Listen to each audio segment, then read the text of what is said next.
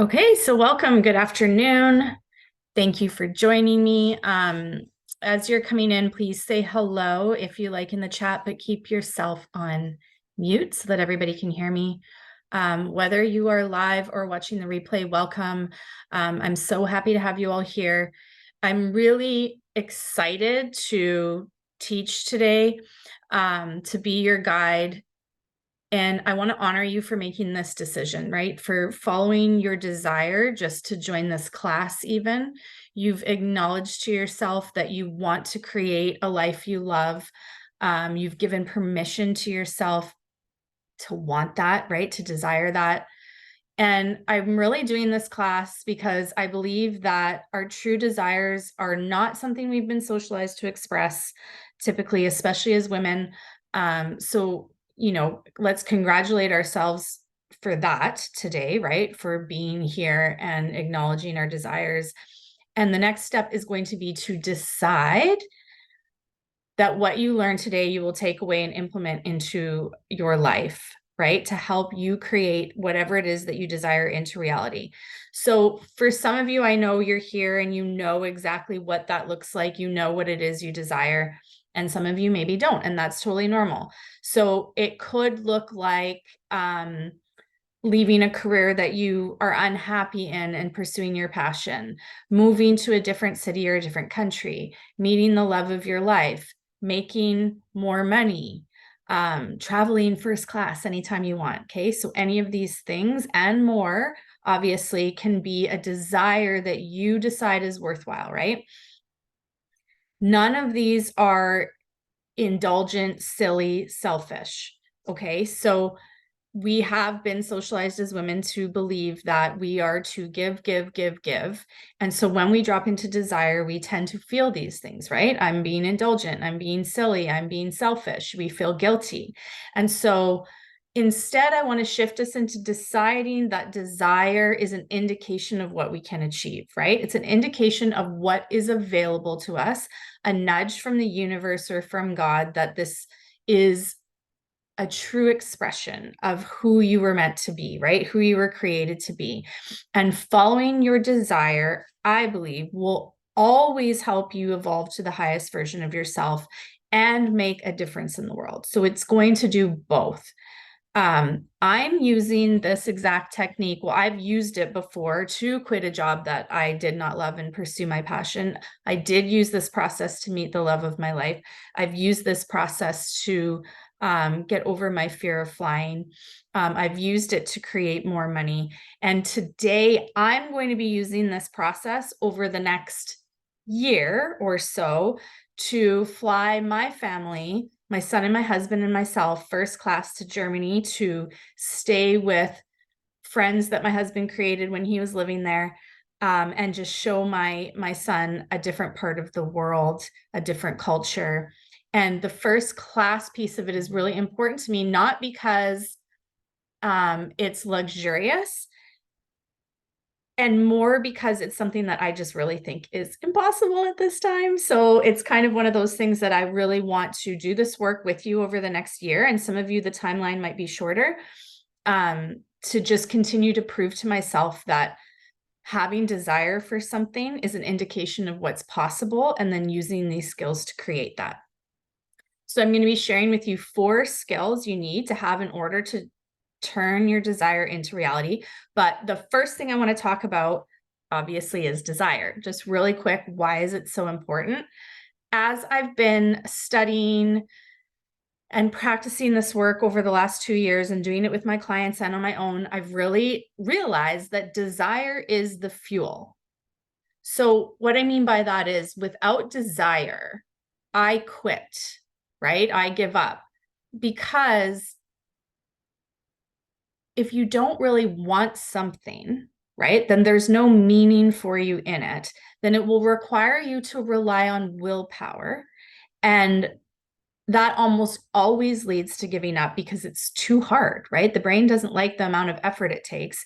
And so you need to be creating desire in your life as a fuel, as a way to continually take action, even when you, like, everything else around you may be falling apart, or you feel like things are getting impossible, whatever it is. And really where the desire is going to come from is not just wanting the thing, right? Not just wanting a different job or to meet the love of your life or to make more money, but your reason behind that desire. So your why, right? Your why needs to be strong enough to continually keep you going when things get tough. So that's just something I want you to think about it as we go through this. If you already know your desire, that's great. Have that in the back of your mind. If you don't worry about it. We just want to be talking today about the skills required to move you from having a desire or a nudge or an idea to creating that in your reality. So the first step is going to be about not just deciding what you want and why. That's kind of the first half of it. But once you know that, then you can identify who you need to be in order to achieve it. So we've talked about this before. This is essentially your future self-work, right?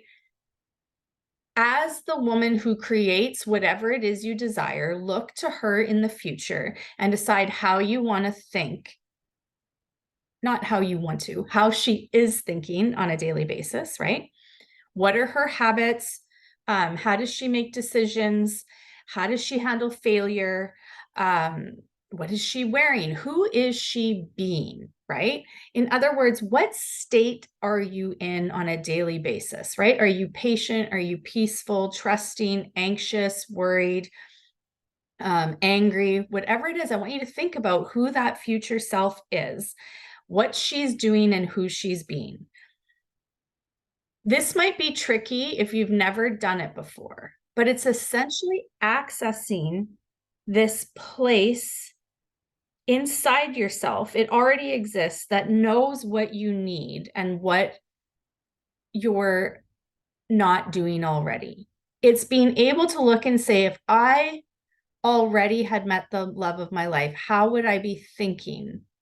How would I be feeling? If I'd already created that first class trip to Germany, I'd done that. I know it's possible. What are my thoughts about possibility? What are my thoughts about failure? What are my thoughts about making money? All of these different things. So you want to think of it in terms of the desire already have been created, and make a list. Just start to jot out who that person is, what they're doing on a daily basis, what some of their most common thoughts are, what their daily habits are, and just start to brainstorm that, okay? Once you have an idea, and this can shift and grow with you as you go, but once you have an idea of who you need to be, right, you want to move into step 2, which is your mindset. So the goal here is to practice thinking in a way that gets you what you want, right? Gets you closer to who you need to be and what you want. Okay, this is very different than thinking in a way, obviously, that keeps us comfortable, keeps us safe. And so sometimes maybe even thinking in a way that makes us happy or content will be keeping us, in the status quo. So this is going to require you to get aware of how you currently think, right? And where are their beliefs, right? Where are their thoughts that are keeping you stuck, keeping you from achieving or getting what it is you really want, right? I like to think of it as in, where are their thoughts that I'm limiting or restricting myself? Okay. Because a thought about, if you have a job that you don't like, for example, and you want to pursue your passion, your brain's going to offer you some very lovely thoughts. It's going to say things like, but you have it so good here. You may not love what you do, but you get paid really well. You have benefits, you have security. These are thoughts that I had. And those sound good. And they even feel good, right? They kind of calm the nervous system, put you back into safety. But they're limiting and they're restricting in that they keep me in status quo and not moving forward. And I'm making a decision now from fear, right? I don't want to lose my safety, my comfort, all of that, and go and pursue my passion. So you want to be onto your brain here, right? Thoughts that are fear-based and restrictive will always lead you to doing the same thing you've always done. They will cause you to give up on your desires, right? And go back to status quo. And if you're not sure if your brain's doing this or not, I'll give you the first clue. And please don't take offense to this, because I am in this place right now with this thought or this belief I have around creating this trip to Germany.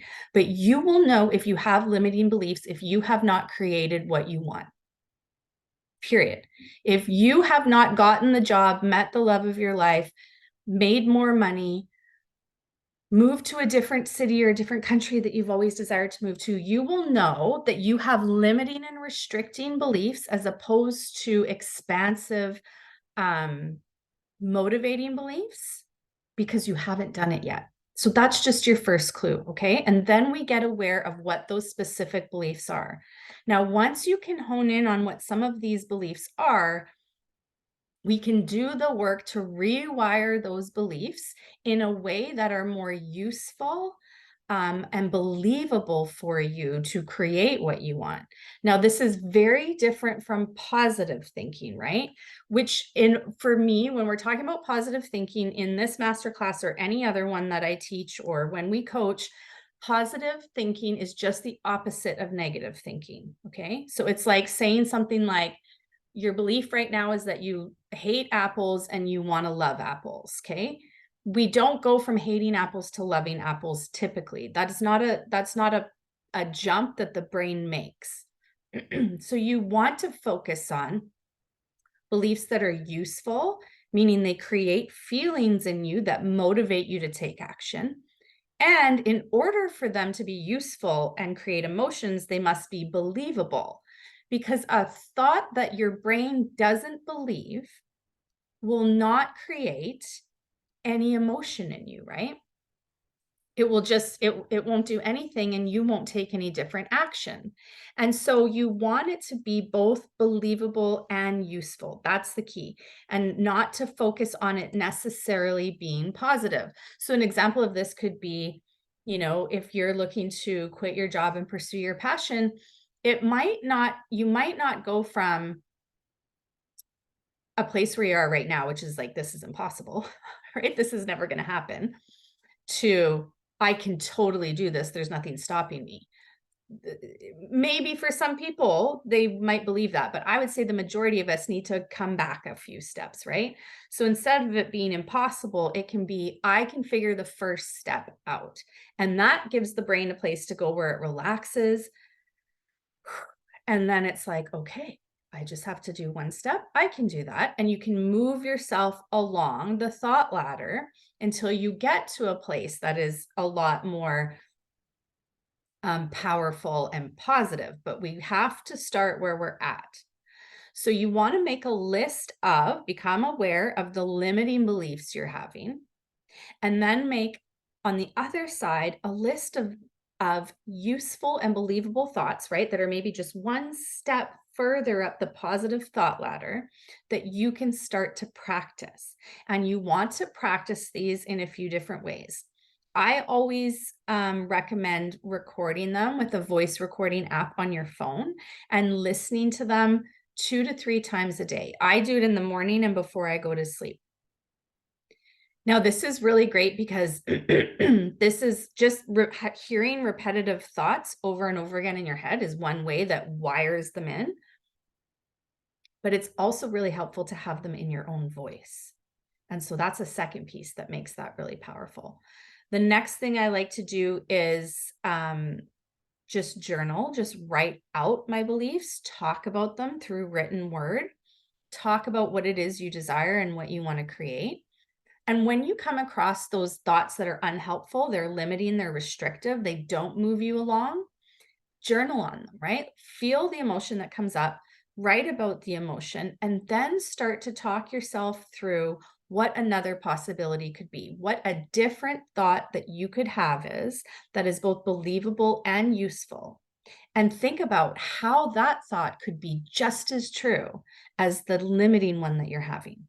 Right? Talk yourself through this, either through journaling, or some people like to just, if you have a friend or a coach that you can do this with, that's a great place to do it. Okay, so the key again is to create thoughts that support who you want to be, what you want to do, right? And that are believable and useful to you. Create emotion in you that motivates you, and practice doing things. So as you experience the feelings that come up when you are thinking these new thoughts, right? Start to take some inspired action, I will say, towards them. Now, this is where we kind of leads to the third step, which is kind of in between thoughts, the feelings that they create, and then the actions that we take. I want to talk about the willingness to feel discomfort. Okay, so when you first create desire, okay, you will get really excited and you will want to take on the world, and you will feel maybe like you can because you've mustered up all this desire. You know exactly why you want the thing you want, and you will start to have the urge to make it happen, right? To take action and get the thing that you want. And you may even start to come up with all of these ideas of how to do it. And then the human brain will kick in and it might throw a tantrum. And in fact, I'm going to guess 99% of the time it will, right? It's going to want to stop you from doing something new, from doing something different. It's going to want to keep you safe. This is your moment to decide whether you want to believe the story that your brain is offering you, right? Which is always that you're unsafe, or whether you want to believe that taking action in spite of or while you feel discomfort is the way to get what you want. Okay. And if the answer is that that action is part of, like, one step to the way you get what you desire, right? Then be willing, decide today that you will be willing to feel fear, anxiety, worry, doubt, whatever it is that comes up for you, and take the action anyways. We don't want feelings like this to become the barrier, to become the obstacle, because typically they are not an indication of real danger, right?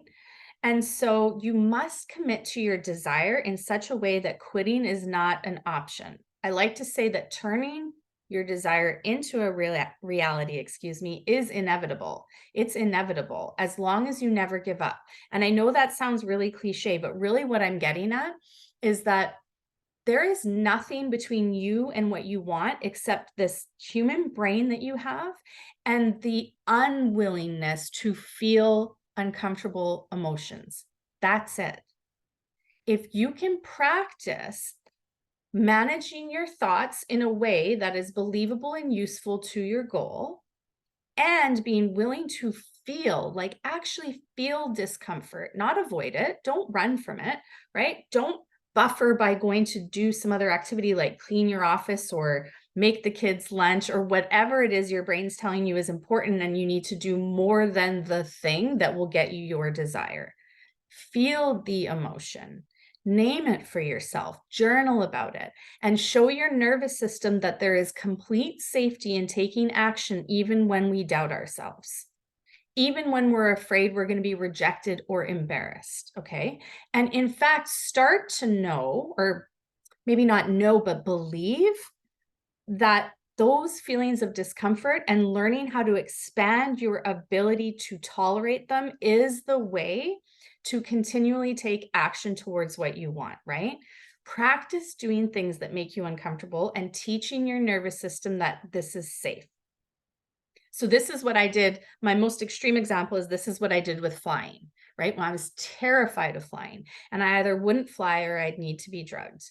And I had to teach my nervous system that literally I was safe, right? On that plane, and that having, feeling calm because there was a drug, right, that I would take that made me feel calm was not necessarily an indication of safety.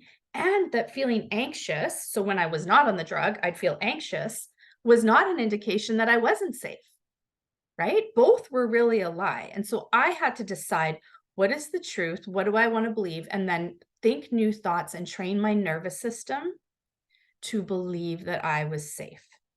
So if I can do it with flying, which I think is in a lot of people's minds like a very reasonable fear, although we know it's a pretty safe activity, but it has physical implications if there is something go wrong. Whereas when we are out there trying to meet the love of our life, start a new job, build a business, figure out a way to make enough money to fly first class somewhere, there's no real danger, right? Our biggest dangers are how we're going to feel. Will there be rejection? Will we fail? Will it be embarrassing? All of these things.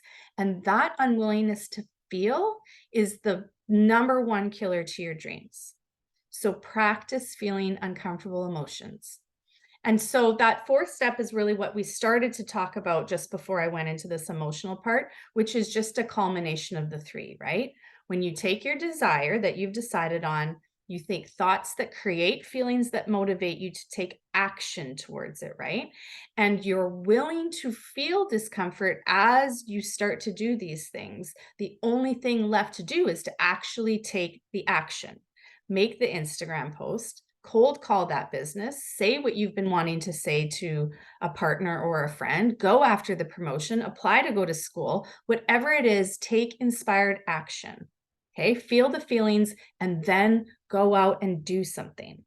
So this includes things that you listed in step one, because if you remember, part of step one was to think about who you need to be, what types of thoughts you're thinking, how you're making decisions, but also what are you doing, right? What are the daily habits that your future self, who's already created this desire that you have in mind, what does she do on a daily basis?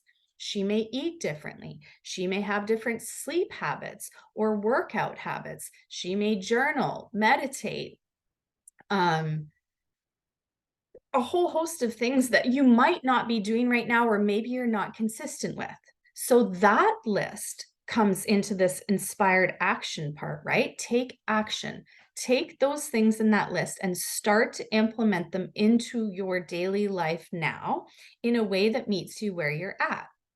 And what I mean by that is if your future self maybe is a personal trainer, right? That's maybe your goal, who runs 5K a day. Okay, we're in the States, I'm Canadian, 5 miles a day. You're probably not stepping out of your door tomorrow morning and running 5 miles, right? But you can run down the block and back again, I bet. So you're going to start doing that today, right? You're going to start being a runner today. If your future self is a writer, you want to write a book, then just start writing today. It can be as small as writing something that you post on Instagram, or writing something that you share with a group of trusted people in an email, or starting a blog. So you want to take these behaviors and start taking action on them. And then to just reinforce this idea of inspired action.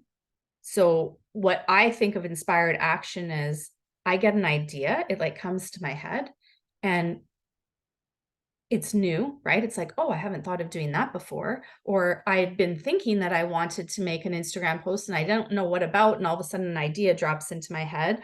Or I get a thought about what, a program that maybe I can offer. They're just these little drops. They're these little nudges, little hints that come to you throughout your day. I keep a list of those. And then even if they terrify me, I take action on them. Right? Those are the things I believe they are gifts from the universe or God. They're like an inner knowing that this is a step to take, right? That this is going to help you move forward. Another example of an inspired action is acting on offers or opportunities that are also presented to you that might feel uncomfortable. So for example, if you're trying to start your own coaching business and someone says, hey, I'm doing this conference for women and I think you'd be really great to come speak at, and that terrifies you, that might be something that you want to take inspired action on, because you're going to get to practice being your future self, feeling uncomfortable feelings and taking action anyways. So these are all just some examples of what I mean by inspired action. So in the last couple minutes here, to just review what we've been talking about, step one is to identify the desire and why you want it. The why is going to be really important to getting you through the difficult times. In addition to that, you want to make a list of who the woman who has already achieved that desire, who is she being, right? How is she thinking? What is she doing? What are her daily habits? How does she make decisions? All of these things, make a list. Step two, start to think about how you need to be thinking in order to support that vision of who your future self is and what you want. Make sure that your beliefs that you are creating are useful, right? And believable.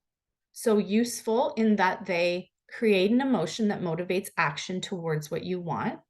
And believable literally means that you believe it. It activates a feeling in your body. Okay. The third, and so part two of that step then is then identifying the thoughts that you currently have that are limiting and restricting. Okay. We want to practice excusing those. I kind of say, right? Like they come into your mind and you just excuse them, like they can take that exit out over there, and then practicing the new beliefs that you have about yourself. The third step speaks to that emotion that we create when we think new, useful, and believable thoughts, which will create maybe belief or excitement or joy or hopefulness, whatever they create. But inevitably, as you start to get more and more excited about your desire, you will start to think higher and higher level things, and you will come up with ideas that you will get really excited about and want to take action on. And the brain will brain, it will be a human brain, try to shut them down, right? By creating things like fear, self-doubt, anxiety, and worry. And when those come up, we want to practice feeling them. We want to expand our ability to feel negative emotion. Okay. That is the way to step 4, which allows us to take inspired action. So where we are taking action towards who we want to be, what we want, even when we feel discomfort. Okay. We're following the nudges. We're following the little ideas that drop into our head. We're following the opportunities that get put in front of us. We are deciding based on desire and expansiveness, as opposed to the restrictive, limiting beliefs that your brain might offer in order to keep you safe. Okay, and the last thing I just want to say is little tip for doing this along the way, or maybe 2. Celebrate all the wins along the way, because typically as women, we are not good at this. And celebrating not only is a practice in feeling uncomfortable, right? Doing something that you feel uncomfortable with, but it reinforces in your brain all the ways that you are being who you need to be. Okay, so celebrate along the way. And then I also want you to decide to believe that everything is always working for you, no matter what happens. Everything is happening for you. Okay, even if you can't see it now, carry that belief with you as you do this work. Okay, so that is what I have for you today. I know I went a couple minutes over time. Thank you so much for being here. If you enjoyed what you heard and you want to take this to the next level, implement it in your own life, and you'd like private mentorship to do that, I am accepting one-on-one clients. I work with you for 6 months, one-on-one every week. The cost is $5,000. I do pay in full or payment plans. And you can reach out to me on Instagram or just simply respond to this email that you got on this masterclass, and I will be happy to set up a consult call. Again, thank you for being here. I'm so grateful to you. I'm so excited to hear about all of the desires that we're going to be out there creating. I want you to shoot me a message. Let me know what yours is, and let's go and do this together.